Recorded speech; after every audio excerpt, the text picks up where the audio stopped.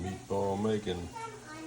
Pound of ground beef, stale bread, soaking in some milk, 1 egg, about 3/4 tablespoon penny bun, and about a teaspoon of salt. There we go. Frying the meatballs up, the mushrooms on the side on the heat.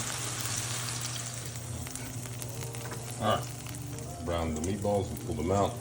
And we're going to use all that fat they left behind to make the roux for our mushroom cookies.